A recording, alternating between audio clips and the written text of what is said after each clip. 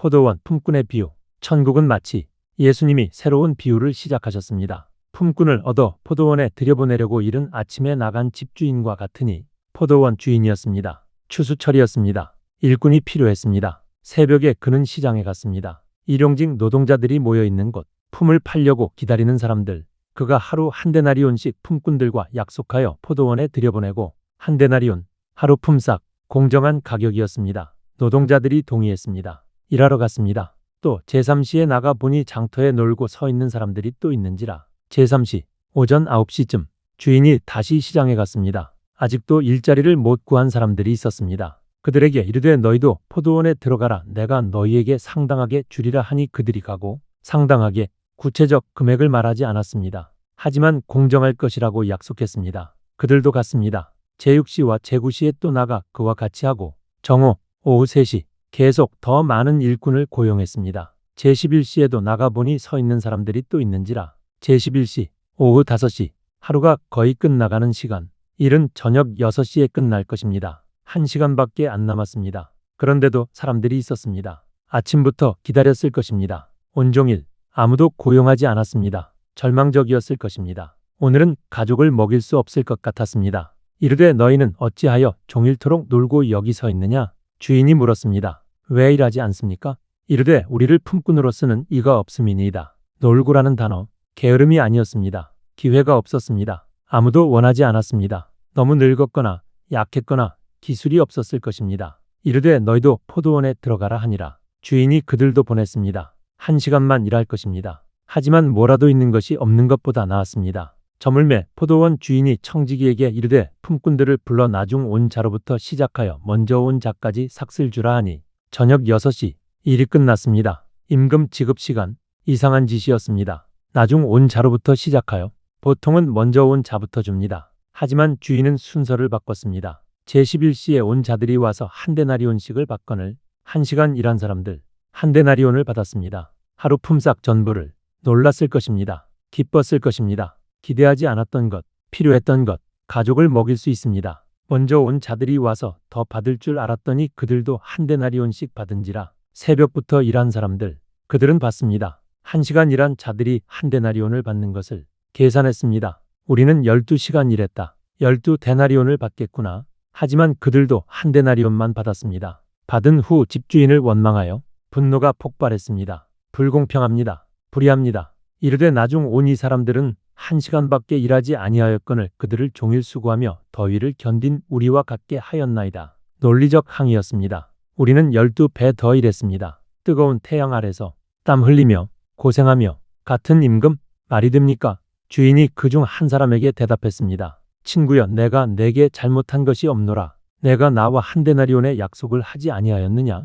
계약을 상기시켰습니다. 내가 동의했다. 한 데나리온 기억하느냐? 내 것이나 가지고 가라. 나중 온 이 사람에게 너와 같이 주는 것이 내 뜻이니라. 내 뜻, 주인의 선택, 주인의 관대함, 내 것을 가지고 내 뜻대로 할 것이 아니냐? 소유권의 질문이었습니다. 이것은 내 돈입니다. 내가 원하는 대로 쓸 수 있지 않습니까? 내가 선함으로 내가 악하게 보느냐? 핵심이었습니다. 문제는 불의가 아니었습니다. 문제는 시기였습니다. 주인의 관대함이 그들을 불편하게 만들었습니다. 예수님이 결론을 내리셨습니다. 이와 같이 나중된 자로서 먼저 되고 먼저 된 자로서 나중되리라. 천국의 역설 19장 끝의 말씀을 다시 하셨습니다. 이 비유는 무엇을 의미합니까? 포도원은 하나님의 나라입니다. 주인은 하나님입니다. 일꾼들은 우리입니다. 새벽부터 일한 자, 평생 하나님을 섬긴 자, 유대인, 바리새인, 의로운 자들, 나중에 온 자, 세리, 죄인, 이방인, 인생 마지막에 회개한 자. 하나님은 둘 다에게 같은 것을 주십니다. 구원, 영생, 천국. 공평합니까?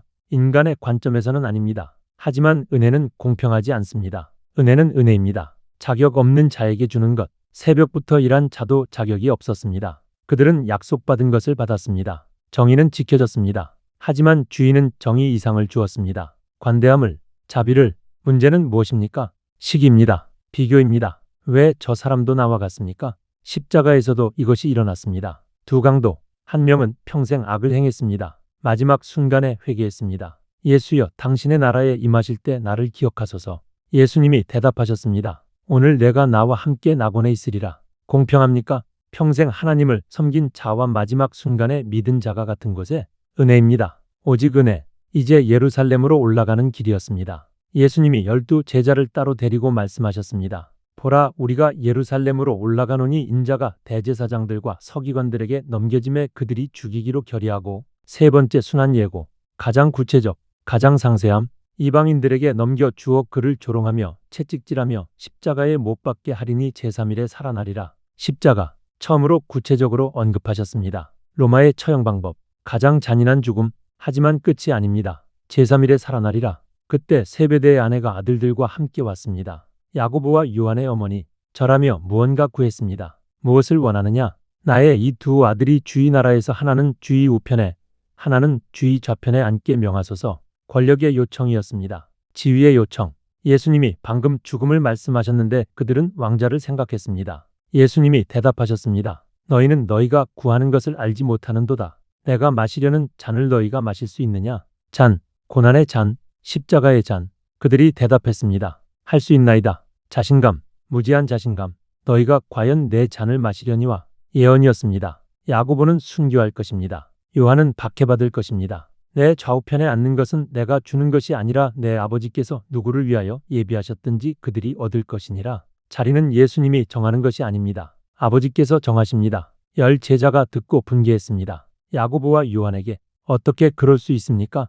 예수님이 그들을 불러 말씀하셨습니다. 이방인의 집권자들이 그들을 임의로 주관하고 그 고관들이 그들에게 권세를 부리는 줄을 너희가 알거니와. 세상의 방식, 권력, 지배, 위계, 너희 중에는 그렇지 않아야 하나니 너희 중에 누구든지 크고자 하는 자는 너희를 섬기는 자가 되고 너희 중에 누구든지 으뜸이 되고자 하는 자는 너희의 종이 되어야 하리라.